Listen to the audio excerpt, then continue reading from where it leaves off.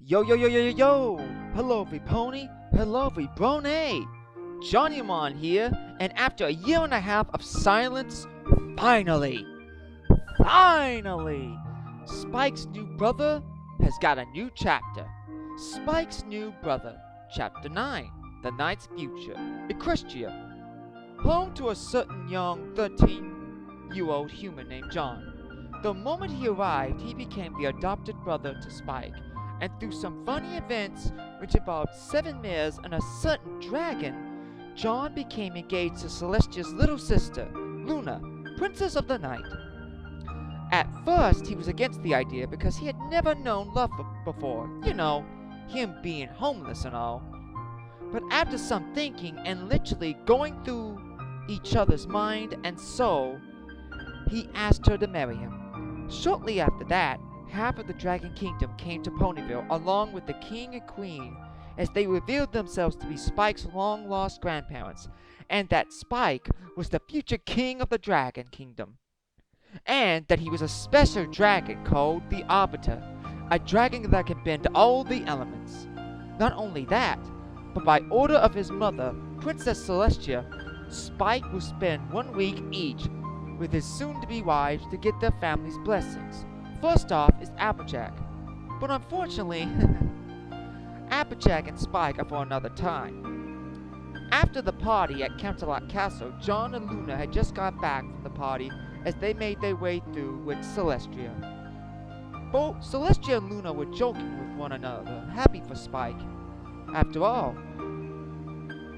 he had found his long-lost grandparents, plus they had named him the new successor to the Dragon Kingdom. Celestia couldn't be happier, though a little worried. Whenever he would live at Canterlot Castle with his new family and rule with her, or move to the Dragon Kingdom and rule with his grandparents there. But she would come to that bridge when she came to it. Right now, she was in a joyous mood. She had also found out that Spike was more than capable of defending himself against any known threat, especially against a special manticore, one that has been fine for nearly 1,200 years, a being that took on fully grown dragons the size of skyscrapers and won. Yet, in his very first battle, Spike defeated him. Celestia only smiled at the thought. My goodness, Spike has beaten Old Scar. I do believe that's the first time he's ever lost a battle. Now, I'm a little worried. Knowing that Manticore, Spike has not seen the last of him. But for Spike to save Applejack's farm and beat that Old Scar in the process, as well as winning that cowgirl pony's heart, Spike has grown up more than I thought. It was, she said, tears coming down her cheeks. Little tears. It was just the other day, he was a hatchling. He was hugging my neck and calling me Mama. My little baby is growing up so fast. Celestia was having another mother moment. It was just clinking in after hearing Spike had defended one of his soon-to-be wives with his life that Spike was truly no longer a hatchling, but a nearly grown dragon by pony standards, and would soon start a family of his own. The moment she thought that, she dried up her tears and had that sinister smile on her face once more. She laughed. I may be losing my little boy to 7 mares, but I will be getting many grandchildren in the process, so I will have more than the company than I need. Even the king himself told me that dragons and ponies have had children in the past, and they turned out to be beautiful and strong. Oh, I can hardly wait. When is he going to get the blessings of the family? With his skills, he should have them by now. Luna had been laughing and joking. She started to feel a little sorry for her sister. After all, she was a mother losing her son to 7 mares. That is, until she acted like a crazy grandmother again. Then, the moment passed. Luna only rolled her eyes. Oh, sister, that is more than enough. That isn't all in due time. You cannot rush this. In my opinion, it is going along thy smoothly. Why, at this moment, Spike is with Applejack, and since Granny Smith and Big Macintosh were thrilled when they found out that Spike was engaged to Applejack and in love with her, I would have to say that their blessings will be achieved by tomorrow afternoon. And the rest of the week, thy will never know, dear. He might solve that little problem, provided that his romantic mode takes over. Celestia was caught off guard. Never before had Luna talked to him this way. She talked like any other pony of the day. She was laughing. She was joking. Celestia couldn't be happier for her sister. She had finally opened up. She was acting like any other pony would. She was no longer afraid to show her true self. But Celestia remembered what Luna said at the party, and she smiled. "Oh, Luna, you naughty little filly. You opened up quite a bit, but I'm wondering if I should be expecting, I don't know," she said, tapping her chin with a hoof, "nieces and nephews before I should be expecting grandchildren. After all, Thorwan did say that humans and ponies could have children. And this is the question I've been dying to ask you. What was it? Oh yes, after the wedding, when should I be expecting them?" she said with a sly grin. Luna blushed extremely. She didn't know what to say, but she wouldn't be denying it anymore. Luna only looked at her sister with a slight blush on her face, as she looked to her sister with a smile, which caught Big Sister Celestia off guard. She expected Luna to be breaking down and fidgeting with her front hooves. Give me a sec, folks. But instead, she surprised her sister. "Actually, Tia, I was going to talk to him about that. I would like it to be very soon. I finally found thy special son pony, and I do want to know when we are, going to have children, because actually, I think I'm ready now," she said with a squeal as her wings popped up. Celestia was dumbstruck. "Luna, that's my little sister. I have to give you more credit. I as well wish to see my soon-to-be nieces and nephews.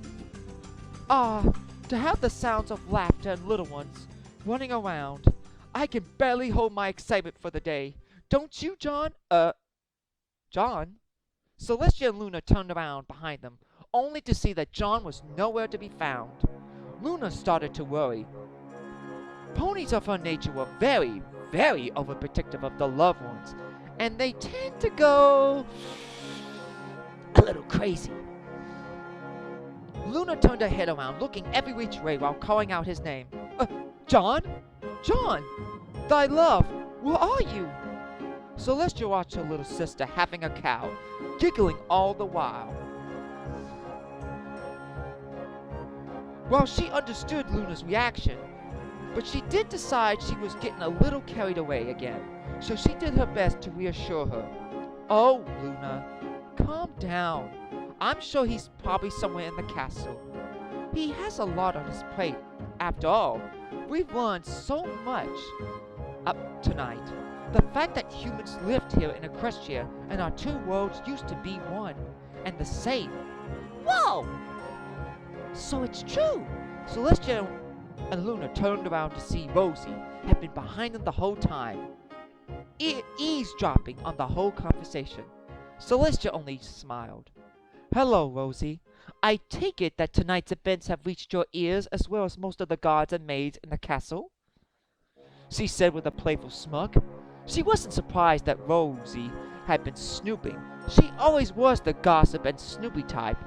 But the look on Rosie's face told a different story, one that would blow new light into the past.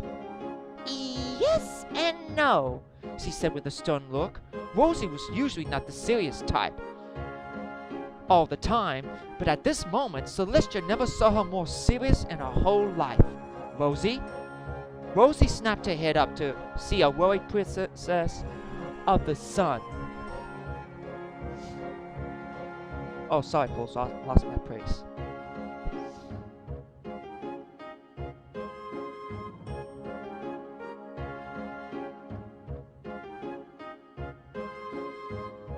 Here we go. Rosie snapped her head up to see a worried princess of the sun, giving her her signature poker face, as she always wore in situations like this. Rosie? What is it, Rosie? What is wrong? And don't tell me it's nothing. I've known you for many years. I can tell when you're lying to me, she said with an eyebrow raised. Rosie once again shook the cobwebs out of her head and looked at the princess with a look that had both sides of joy yet confusion. No. What has already reached my ears about Spike and his grandparents, I'm happy for him. Truly, it's just the part about John's people living here.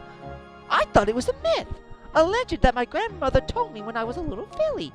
Humanoid hybrid ponies. I thought my grandmother's diary was nothing more but a storybook. But now that the King of the Dragons has verified it... She was caught off guard by Luna as she trotted up, stopping inches away from the maid's face. She just stood there looking at her with... as her eyes widened and glistened with excitement. Rosie, art thou telling me that you've been known about this? That you have some sort of record of what happened in the past before the reign of thy Alicorn? Rosie only nodded her head with a sly smirk. Now I do. Have you forgotten my family is the oldest in Equestria? My family has been there since the first Alicorn, all the way to you and Celestia. Celestia practically face-hooped herself. She couldn't believe she had forgotten about how far Rosie's family truly went. She didn't even bother to think that one of her ancestors had lived in the house in those times and would keep a diary. Celestia only shook her head in disbelief. I cannot believe I didn't even bother to check an outside source. For 2 whole days, I spent searching the royal archives, searching for answers about the past, searching for answers to questions. Why did the humans go to war with the dragons? And were they here when the first pony began to talk and use magic? So many questions, yet with all my resources and knowledge in the royal library, I had found no such answers. I even went to Mother and Father's royal archives, but the only book that had some information was their diary. Celestia was about to continue, but a shocked Luna cut her off. She knew there was a war in the past, but a war between humans and dragons? That was news to her. Hold on there, thy sister. Did thou say what we think you said? War between humans and dragons? How much more information have you hid from me? Replied a most saddened Luna. She was upset that her sister had not told her this as soon as possible. After all, she was also a ruler of Equestria, and right now she felt like her sister didn't trust her. After all they'd been through since she returned, Celestia picked up on this pretty quick. She saw the look in Luna's eyes and quickly let her know that wasn't the case. She wasn't about to lose her a second time. Celestia only smiled nervously at her. Luna, calm down. I understand how you feel, but trust me, I would have told you sooner. I had just found this out myself. It was right before the party started, before I had a talk with Spike. While I was reading through Mother and Father's archives, I found that humans came from another world. How they got here? Sadly, I do not know. But what I do know is when they got here, dragons were the dominant species at the time, and that humans fought against the dragons. But during the mid-turn of the war with them, they became allies. How they combated these great mighty dragons, I do not know. But legends say, at least, the one in Mother and Father's diary, that humans had special energy weapons called a laser. But the rest I cannot say. Mother and Father's journal ended halfway, but the way to describe it, it seemed it was more to the story, which I think they were more... Sorry, let me reread that. Halfway, but the way to describe it, it seems like there was more to the story, which I think they likely had more than one book which they kept. But if there were any other books with that knowledge, I am afraid time has claimed them.